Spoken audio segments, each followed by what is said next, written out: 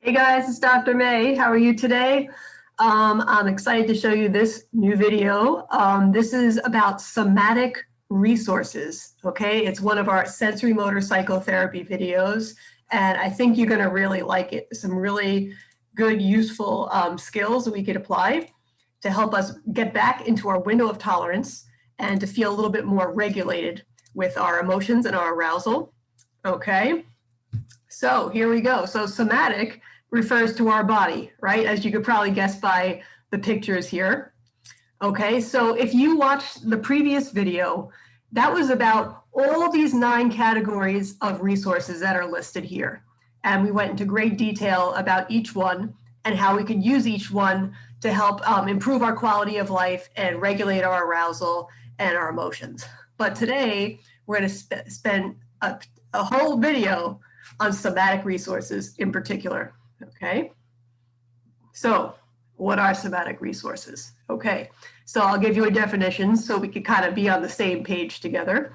So somatic resources are the physical function, actions, and capacities that help to regulate our nervous system, right? So when we talked about window of tolerance, we talked about how sometimes we get hyper aroused or arousal goes up and we feel very anxious and revved up and prepared for fight or flight.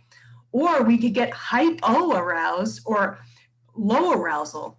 And that makes us feel kind of dead inside, sleepy, sedentary, empty, numb. And when we use somatic resources, we could use it to either lower our arousal into a window of tolerance when we're too aroused, or to bring up our arousal when we're hypo-aroused. And we could use our body as a means of doing that. And I'm going to give you a lot of examples, okay? In addition, doing this can help provide a sense of well-being and competency on a physical level and positively affect how we feel. Competency because it gives us a sense of, I can do this. I am making this choice to change my body in this way, and it's changing the way I feel. So I don't feel like a helpless victim of my body and my sensations and emotions. I'm going to deliberately be able to do something that's going to impact my arousal and how I'm feeling and how I'm getting through my day. Okay, so that's a really positive way of getting control. Okay, and it also involves being aware of the relationships between our mind and body, right? The mind-body connection, and then acting from that awareness. So our body impacts the way we think and feel. And when we realize that, we can make some choices about how to change our body, which can then change our thoughts and feelings, right? It's how all these 5 building blocks are related, as we talked about in earlier lessons. Okay, so we always have to go back to our history, right? To understand how we developed the way we did. So if you were lucky enough to grow up in a very happy family, who kind of got you, who gave you a lot of attunement, who kind of understood your emotions and responded appropriately, cared for you, cared for your needs, they likely helped you to regulate your arousal and stay centered and engage with the world and helped you to use your body in that way, right? When parents rock a baby or they pat a baby or they use physical means to soothe them, the baby then eventually learns how to do it him or herself. Okay, but if that attunement doesn't happen and the appropriate physical care doesn't happen, it's harder to use your body as a resource when you get older. Okay, so if you were upset and you got a hug when you were younger, or your parents rubbed your back, or said, "Come on, let's go take a walk," they were encouraging you to use your body as a somatic resource. But if that never really happened in an attuned way, in a responsive and respectful way, you might have a little bit of trouble doing that now, okay? All right, so as it says in the middle part, if you grew up in a less supportive environment, your somatic resources might be absent or distorted. So if that's the case with you, don't worry about it, because we're gonna give you some tools now. It's not too late, okay? We can always learn things to change our body to impact our well-being, all right? But guess what? Even in the best of environments, chances are things have never been perfect. You're probably exposed to people and situations, even if it wasn't in your family, even if it was in school or on a sports team or in a club or with other adults, where you couldn't fully use your somatic resources, or you couldn't have an opportunity to fully develop them. So you still might have some areas where you could use some improvement. So I bet almost everybody could get something from the skill from today. Okay, so as you can see from this diagram, our somatic resources are always in flux. It's not like if you always do this, you'll always feel better, okay? It really depends on the day, how you're feeling, what's going on, if your arousal is high or low. So the things that'll work for you are going to work at different times in different ways. So we have to be flexible. And it's important to sample and try different somatic resources to see what works best for you. Okay, so it takes some experimentation and some willingness to try new things. Okay, so I'm going to give you some new things to try today. Okay, so let's just go through this together. So they continually change in response to environmental opportunities or demands and one's internal state, right? So depending on external triggers and internal triggers, it might depend on what kind of somatic resources I need. So I have to be responsive to myself and learn to figure out what I need and when. They're highly individual. So what works for me may not work for you and vice versa, but that's okay, right? We all have our unique profile of somatic resources that are most effective. We just have to experiment to figure out what they are. All right, so I guess I pretty much covered this slide. Let's go on to the next one. All right, so discovering somatic resources we already use. So guess what? Chances are you already use somatic resources and you may not even know it. You know, there's things that we naturally start to do and we just kind of do them out of habit, or we just kind of figured out to do something to kind of calm ourselves or activate ourselves, and we never even thought about it. So let's say, you know, you developed a habit of twirling your hair, right? That's kind of like a self-soothing kind of a gesture, you know, or like you pull your hair, you play like this, or maybe you stroke your chin, or maybe you kind of like rub your hands together. Those are all somatic resources that you've kind of instinctively maybe figured out kind of help you. You know, some people, you know, they rock back and forth, or they know that they need to take a walk, right? All these things count. So you can give yourself credit for them. All right. So here's a way we could access and think about some somatic resources that we could start to use. So if you remember a time when you felt good, when you were having a good day, when you felt competent, when you just feel in that window of tolerance, you know, like the guy in the picture, he's just like walking and he's pleasantly enjoying his day. So if you put yourself in that mindset and really remember it in detail, then notice what it does to your body.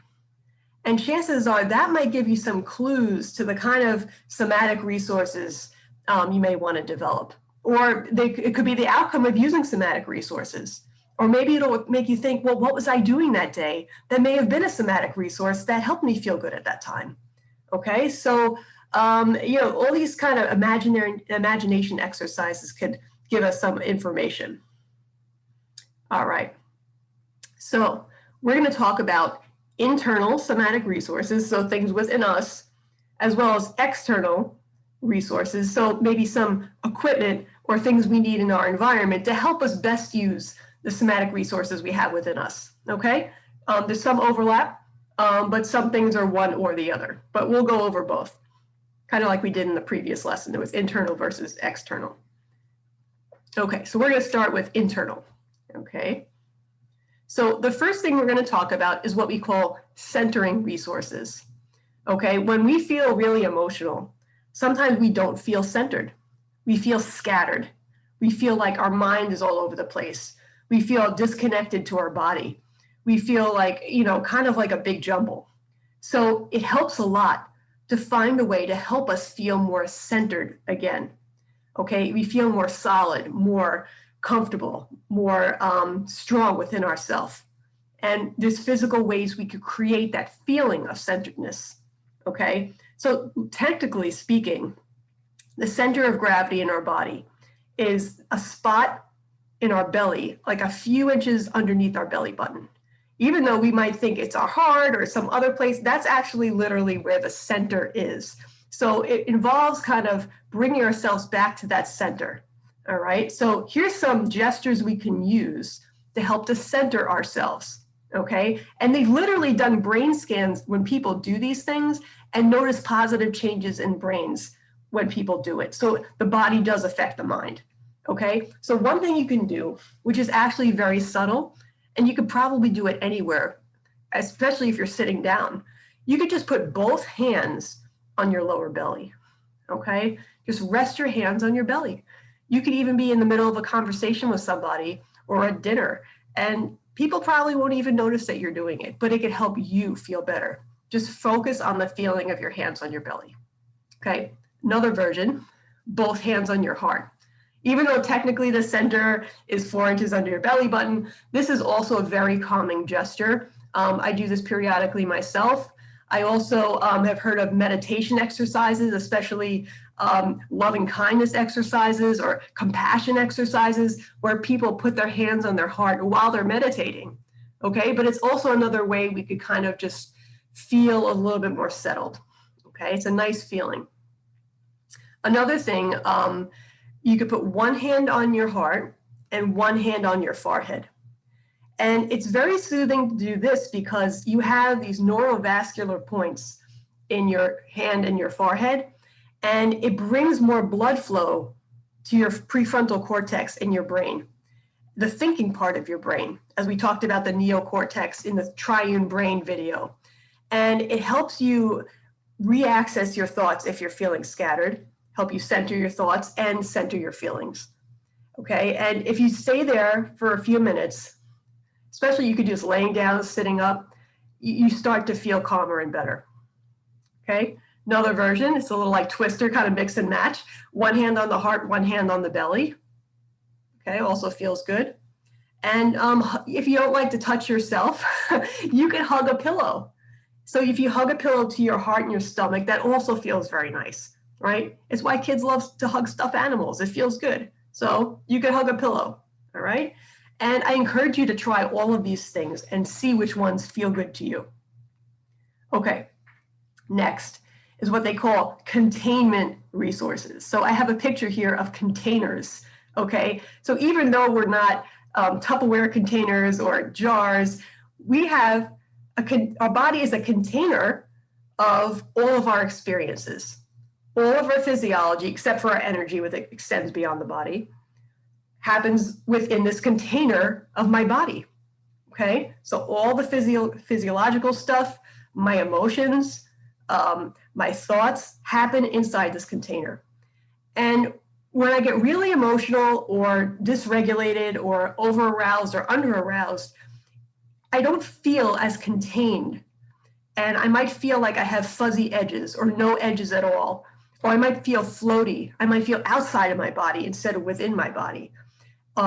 When you're anxious, you might feel like kind of like very floaty and shaky, and you don't feel very contained. So we could create a greater feeling of containment by doing certain gestures, okay, and certain movements. Okay, and containing ourselves, I'm just reading down here, helps us to feel solid and in control, right? When we don't feel contained, our emotions feel like they're leaking out, or we feel like people could come in. It doesn't give us a physical sense of boundaries sometimes. Okay, so we have a bunch of examples. Move this here. Okay, so one thing to help you feel your edges and create a stronger sense of a container is to just squeeze the muscles all over your body. So see the pictures here, right? You could go limb by limb and just squeeze all the muscles, wherever you're comfortable touching. I know sometimes it can be uncomfortable to touch certain aspects of your body, and you don't want to dysregulate yourself by this exercise. So squeeze wherever you're comfortable squeezing, okay? Another version is you could tap with your fingertips, kind of like this, just go limb by limb, and you could do it a few different times, and it increases the sensation around your edges, okay? And you might feel a little bit more contained after doing this. Okay, another version of this is to tighten the muscles. Now, I know a lot of times, you know, it's like, loosen up, relax your muscles, right? Relaxation exercise. So here it's like, well, why are you telling me to tighten my muscles?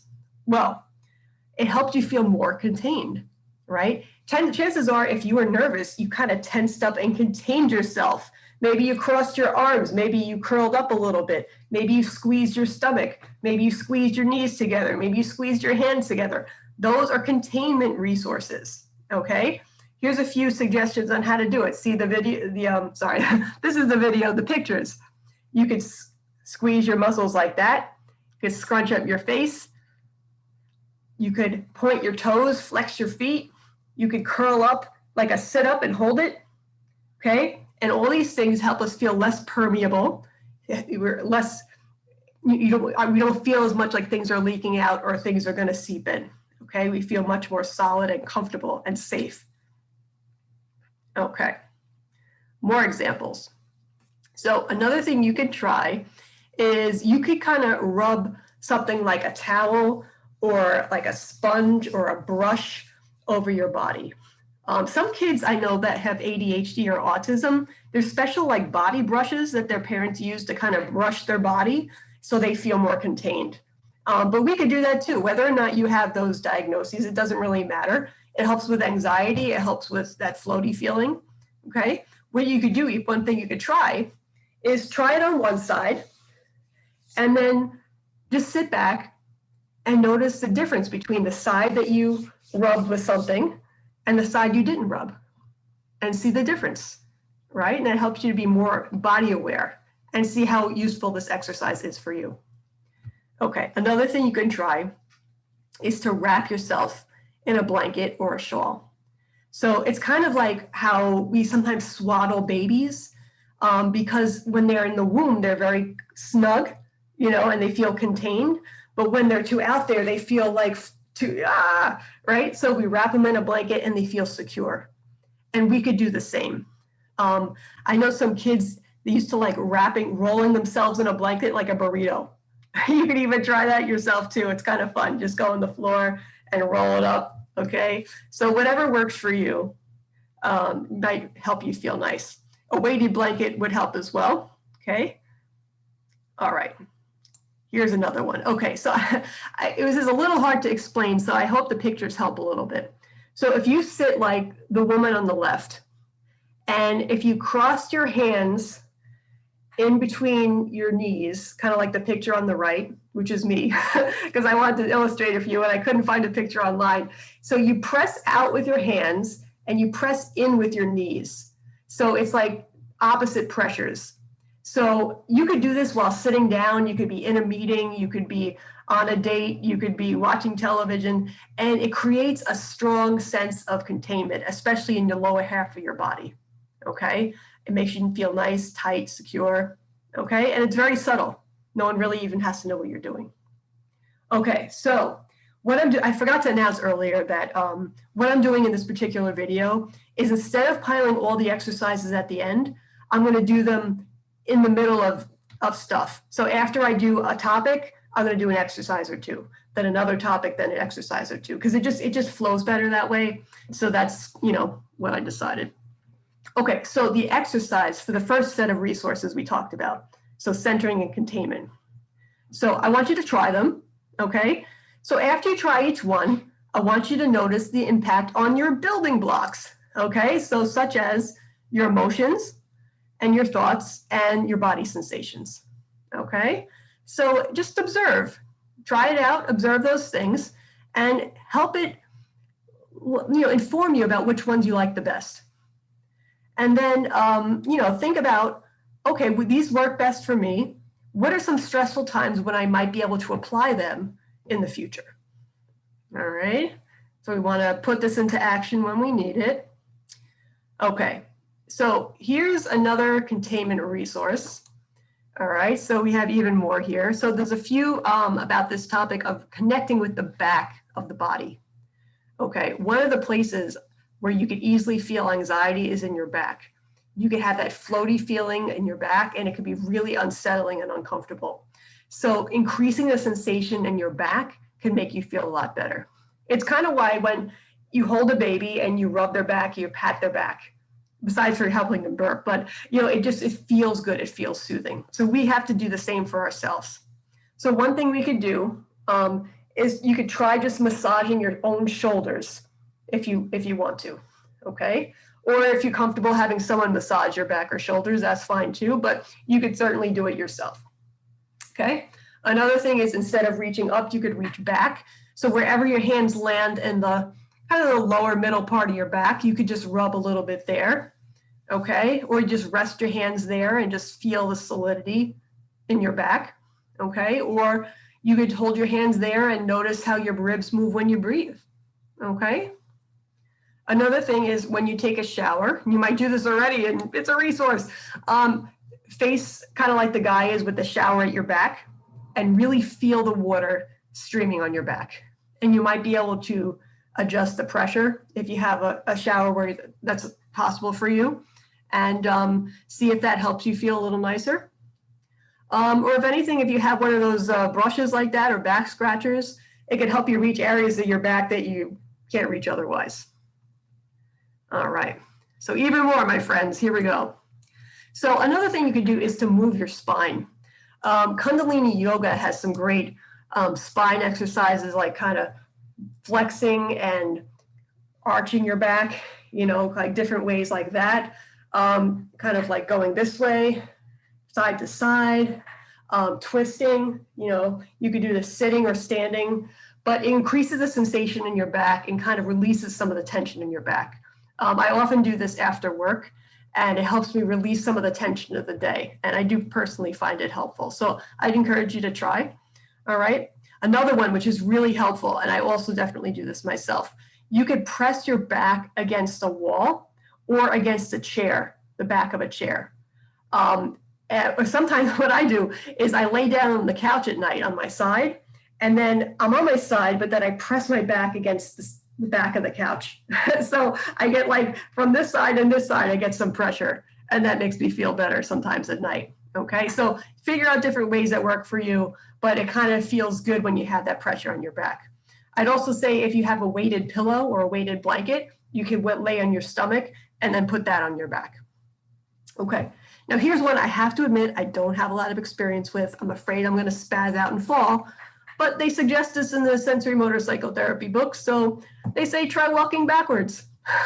So if you're not too afraid of falling down, you could try walking backwards, and that could give you some sensation for your back because you have to like navigate with your back in a way. All right. Okay.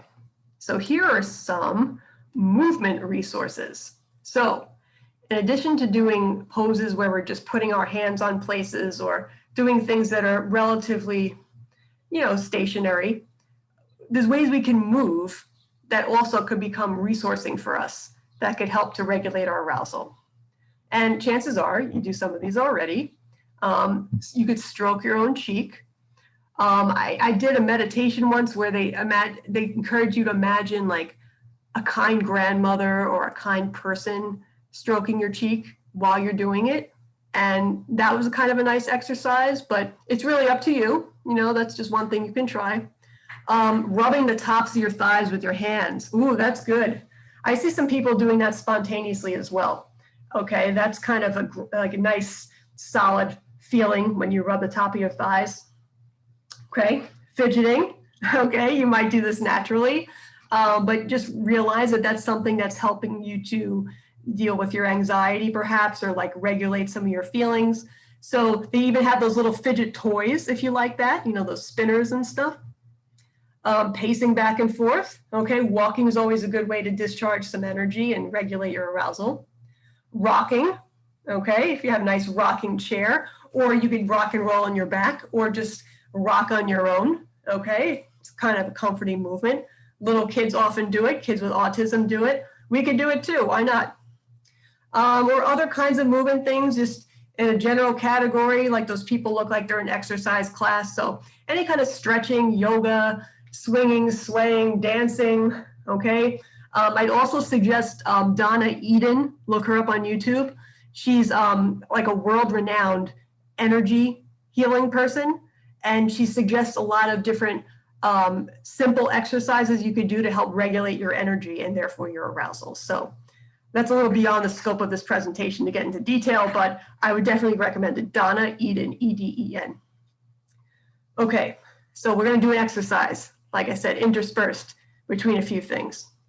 So I want you to just kind of make it a project over the next week to kind of just be more aware of when you're using somatic resources. You know, just naturally notice, when are you doing something that involves your body or movement or touching that helps you to regulate your arousal. So I want you to identify the resources you used, and then the circumstance that led you to do it, and then the effect of doing it. Okay, so here's an example. So let's say the somatic resource I used is the one where I pressed my hands into my inner knees and I pressed my legs together and I pushed my hands apart, okay, and create that solid sense of tightness in my legs, my lower body. So let's say I did it when I felt nervous at a meeting at work. And I was being asked my opinion in front of a lot of people, and I was a little nervous about it. So I did that. And the effect was I felt a little less floaty and anxious and a little more solid and grounded. And maybe I was able to verbalize a little bit better than usual. Okay, so that's just an example, but you know, use your own examples, of course. Okay, so now we're going to do an exercise with centering. Okay, so you could use one of those poses we talked about before and try to figure out a situation where you might be able to use that. Okay, so let's say I had a situation where my mother yelled at me about something I did wrong. Okay, it's worse when you're a teenager, but also bad when you're an adult, right? You know, one likes to be criticized by their parent. Okay, so let's say, you know, I noticed the effect of that right away, an immediate reaction, boom, tense muscles, heart pounding, shaky, face flushed, you know, I'm kind of triggering me, okay? So let's say I use one of those resources. Let's say I want to be subtle, so I put both hands in my belly, okay, during the conversation, and I noticed that doing that helped me feel a little bit slower, a little more relaxed, centered, maybe my heart rate and breathing slowed a little bit. Okay, and maybe that helped me deal with the situation in a less reactive kind of a way. Okay, connecting with the back of the body exercise. All right, so you have a lot of options here, as you can see in the pictures that we reviewed earlier. So I want you to try one of those out, okay, and try them out, figure out which one works best for you, okay? And then, you know, as you do those things, notice how they impact your building blocks. So as I connect with my back, doing those different kinds of things, how does it impact my emotions, my thoughts, my body sensations? Okay, here's another one, okay, just in case you want a little bonus for connecting with the back of the body. So during or after a triggering situation, try using the back exercise that you particularly like or that particularly felt good to you. All right, so then identify, all right, so later on, what was a triggering situation? So let's say my boss criticized and insulted the project I spent all day working on. Okay, so I was pissed off, I was mad, I felt tense, heat in my chest, clenching my teeth. Ah, damn it, I worked so hard on this thing. Okay, so what did I do to try to calm down? I pressed my back into the back of my seat. Okay, I noticed I took a deep breath. Maybe I unhunched my shoulders, my hands untightened. Okay, I'm just kind of like centering myself so I don't fly off the handle. Okay, push back instead of going forward with anger, because anger is an approach emotion. All right, so maybe that helped me a little bit. All right, so whatever works for you, give it a whirl. Okay, so now we're moving into a different part of the topic. So we started with internal somatic resources. So now we're going to do external somatic resources. So things outside of us that could help us also feel better on the inside. Okay, so as we talked about, movement is helpful. So physical activities might involve some equipment. So if we want to get physical, we might need some stuff to do this, right? Or have specific ideas of what to do. So I'm just going to read this so everybody could be on the same page with me. So you could do walking or running, no equipment needed, just a place to do it. Going to the gym and perhaps lifting weights, doing machines, classes, dancing, whether in a class, at a club, in your room, whatever, doesn't matter. Biking, stationary or outside biking. Skateboarding or rollerblading if you're a little more adventurous. Any group sports you might be able to try. Winter activities such as skiing, sledding, snowboarding, and the like, if you have access to that. Summer activities such as swimming, building sandcastles, other kinds of summer activities, surfing, bodyboarding, stuff like that. Boating, canoeing, kayaking, water skiing, if you're a water sport sort of a person. As we mentioned earlier, swinging, maybe on a swing, or rocking in a rocking chair, maybe swinging in one of those swinging benches or something if you have it, if you want to be a little more relaxed. Lifting weights, doing yoga or stretching, okay? And if you don't know it on your own, you could even go to YouTube and find some videos for free. Bouncing a ball or a therapy ball, okay? Feels kind of good doing that motion sometimes, okay? And of course, there's probably a whole bunch of other stuff I didn't mention. All right, next. That's a little stuck. Here we go. Sometimes it could be very simple. It could even just be playing with children, because that could be kind of a physical activity, and hopefully an enjoyable one. And petting or playing with a pet, if you're an animal person, all right? Like the woman down there looks like she was playing catch with her dog. Sounds fun. Okay, so other stimulating or relaxing activities. So we got to keep in mind, like I said earlier, that these physical activities could help to bring up our stimulation or bring down our stimulation. So it can be energizing or relaxing. And it might be different for different activities depending on how you do them and when you do them, okay? So here's some other examples. So taking a shower or bath, okay? A lot of people tell me, like, if they take a shower and they feel better, they take a bath, they feel better, okay? Always an option if possible. Floating in a pool if you have access to one. Using sensory stimuli, which we're going to get into in more detail later in this presentation. Relaxing on a comfy sofa or a hammock or a beanbag chair even. Going outside, feeling the breeze or feeling the warmth of the sun, or just enjoying the sensations of being outside. Breathing in fresh air. Enjoying a hot or a cold drink, non-alcoholic, I hope. Okay, getting a massage or other form of body work, if that's something you want to do, up to you. Using a heating pad, definitely helpful. I have my own. I use it during the winter time. Put it where you want to put it. You could use it as a centering resource. Put a heating pad on your stomach. Put a heating pad on your back resource, right? Holding an object, right? Sometimes having something just to keep in your hand makes you feel more grounded. Some people have like a stone in their pocket, or they have a stress ball, or sometimes even a stuffed animal, even if it's not in public, it's okay. Okay, or a fidget toy. Getting your hair washed by a hairdresser, or just washing your own hair, but paying attention to the sensations of it. Okay, so being a little bit more mindful maybe than usual, the soap, the water, the rubbing your scalp, all that kind of stuff. Lots of nerve endings on your scalp, so that could feel good. Getting a pedicure or manicure, or just doing it yourself, okay? If you're a guy, you just do clear nail polish, no big deal, okay? All right, so here's an exercise for external somatic resources. Okay, so we went over a whole lot of stuff. So take note of maybe some of the things that you like to do, and think about which ones you find are calming and which are the things that are energizing. And as you go through your week, you might just notice that you gravitate towards certain external somatic resources without even planning it. Otherwise, you might end up doing some on purpose. It's up to you. But just notice which ones help you feel calmer and which help you feel more energized. Because then in the future, you could use them on purpose to create different mood states and bring yourself back into your window of tolerance. All right. And if you didn't try any, maybe which are some you might want to try. Okay. All right. So here's the next topic: adjusting sensory stimulation. So in this picture, I tried to create one of those like sound engineers when they're doing recordings of bands and stuff. They have all those slides and those buttons to adjust the trebles and the basses and the midtones and everything else, the volume.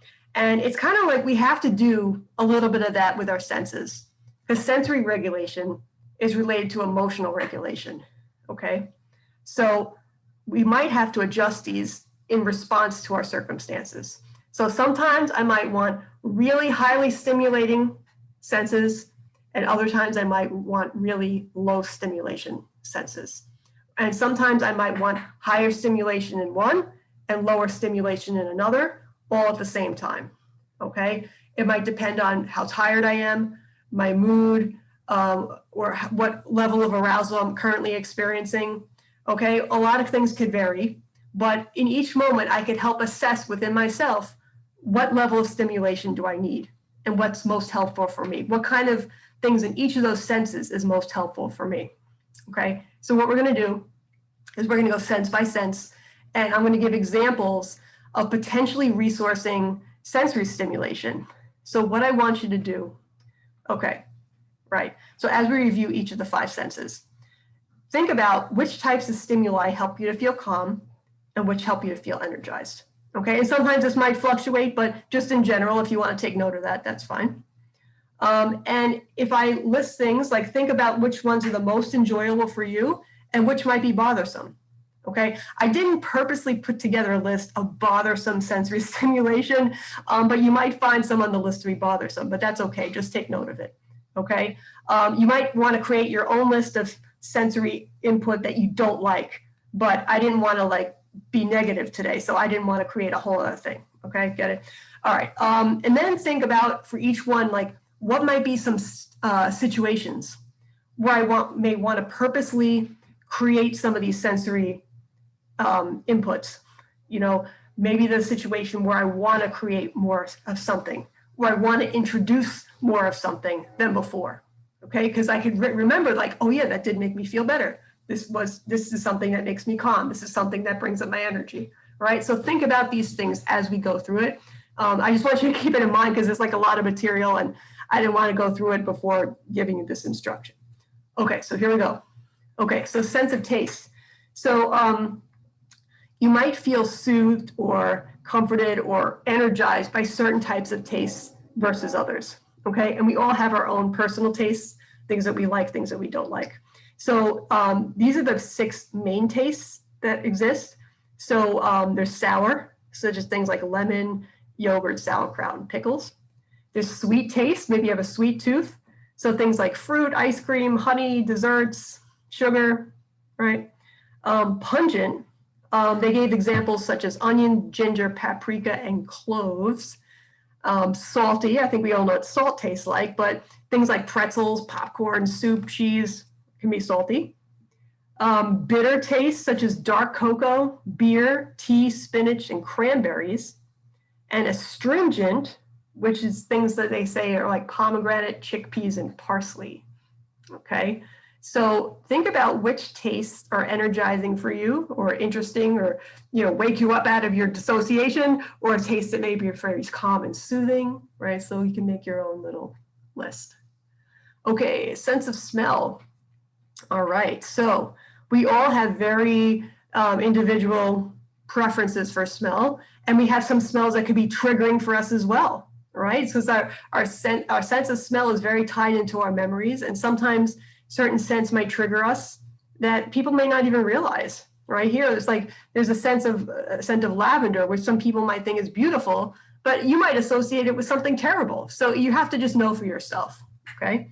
So here's just some examples of scents you could kind of expose yourself to that may be something you could use as a comfort.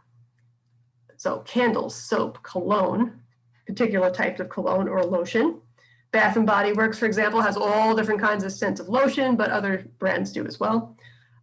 Food vendor or kitchen smells, right? Walking by a certain kind of bakery, restaurant, right? Smells of different seasons or weather conditions, right? Ever walk outside and you smell fresh cut grass, or you smell the scent of being after the rain, right? Or maybe some flowers wafting by, okay? Things like that. Flowers, leaves, oh, fresh cut grass, there it is. Or even the smell of someone you're close to, okay? Sometimes that could be comforting as well. Although you can't exactly put that in a jar, but maybe in a piece of clothing. Okay, so sense of touch. All right, so you could be a little bit triggered by touch. I do understand that. So you have to think about, well, what touch is bad for me and what touch is good for me? You know, so you could have some sense of choice and control. All right. And you could use it if you find a resourcing sense of touch. It can make you feel better and more grounded because it's physical. So soft fabric, fur, or hair, right? It doesn't have to be real fur. It could be artificial fur, just like the fur of a teddy bear. Warm baths or showers, or maybe cold baths or showers. Massage, putting on lotion or sunscreen, just like the feeling of that. Scrubbing your skin. Maybe you have one of those loofah sponges or whatever, and when you shower, you like to scrub your skin, but not to make it raw or to like hurt yourself. Certain food textures and temperatures might feel good. It's kind of a touch sensation when we eat as well, or even when we're touching the food to eat it. Snuggling with a person or a pet, or a stuffed animal, or a blanket, whatever works for you. Even running your fingers through your hair, right? It's kind of a touch thing we could try as well. Maybe something you've already kind of done on your own, okay? But think about other things too if you have other ideas. Okay, sense of hearing. I know a lot of people who say that listening to music is one of their biggest coping skills. So we have a strong response to hearing, and it can really tap into certain emotions and help us change our emotions if we wanted to. So think about what is most resourcing for you. Do you like loud sounds or soft sounds? Loud music or quiet music? Or energizing versus calming music? You know, maybe sometimes you want rap or heavy metal, and other times you want kind of nature sounds, okay? Or new age music. Might depend on your mood, right? It also might depend on who's singing, who's playing, who's your preferred singers, composers, bands, etc. Maybe you like nature sounds, like natural sound recordings. In one of my DBT groups, they're always requesting to hear nature sounds like birds in the forest and the ocean and stuff like that. So that could be your preference as well. Easy to find that on some meditation apps and YouTube. Even maybe silence. Sometimes it feels good just to have quiet. Other times it could be triggering to have quiet. You gotta know yourself. The sound of flowing water, or you know, whether it's in real life or like a fountain or just on a sound recording. Chanting and repeating a mantra. There's a lot of research out there about the benefits of mantra. I even have a video about mantra, okay, if you want to check that out. Or the sound of someone's voice. The very calming sense of somebody's voice, especially someone you trust, can help to bring you back into a regulated window of tolerance, social engagement mode, okay? All right, I think this is the last one, sense of sight. All right, if we're too stuck in our head, it always helps to open our eyes and look around us. We can bring ourselves back to the present moment by focusing outside of us into the sights that are around us. We may not have full control about what we see, but we could have some ideas about what our preferences are. So we might like things very bright. We might like things kind of dim or dark, kind of halfway in between. Colored lights, white lights, no lights, right? Maybe you like candlelight. Maybe you like the dawn or the sunset rather than midday. It might depend on your mood too. Looking at nature scenes, whether it's in real life or even pictures or videos of nature. Looking at the eyes or face of someone you love or a picture of someone you love. Some of the folks I work with in the hospital like to look at family pictures if they can't see their family very often, and that could help a lot too. A special place you've lived at or visited, or imagining it, visualizing it if you can't literally see it. Or maybe favorite colors, maybe just wearing your favorite color outfit or having something decorated in your room that's your favorite color can make you feel nice. Okay, and all right, we made it. I know it's a bit long, but there's a lot of things you can try in here, okay? So I gave you a few suggestions of stuff to put into action to help you have the power over yourself, to regulate your arousal, to calm down your emotions and get back into that window of tolerance. All right, guys, give it a try. I hope it works out for you. And see you the next time. Okay, bye, everybody.